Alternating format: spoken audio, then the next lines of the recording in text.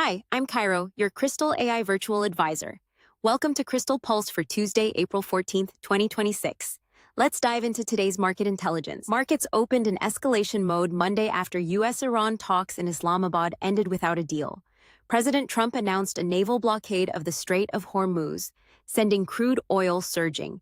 WTI touched nearly $97 per barrel before settling at $99.08, up 2.6%. But investors quickly looked past the headlines. Reports of continued back-channel diplomacy helped spark a strong recovery. The S&P 500 climbed 1.03% and the Nasdaq rose 1.07%, with financials and technology leading gains. Gold edged up to $4,771 as markets bet on a negotiated outcome. On the positive side, Oracle surged 13% in US dollars as investors rotated into it as a play on hyperscaler AI infrastructure, with anticipation building around a new OpenAI model released this week. SanDisk jumped 12% on a triple catalyst, joining the Nasdaq 100 on April 20th. Positive flash supply chain developments, and ISI initiating coverage with a $250 price target.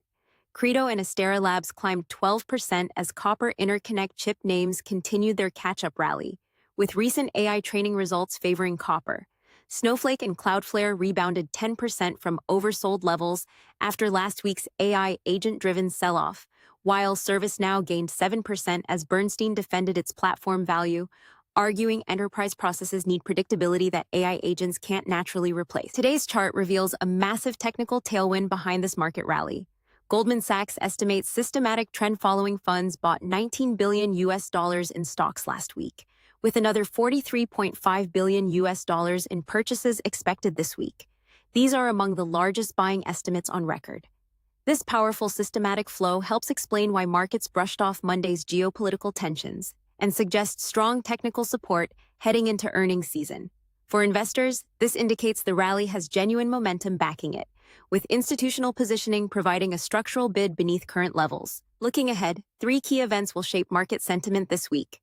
First, major bank earnings begin Tuesday with JP Morgan Chase, Citigroup, and Wells Fargo, followed by Morgan Stanley and Bank of America on Wednesday. Investors will scrutinize credit quality trends and net interest income trajectories after Goldman's mixed results.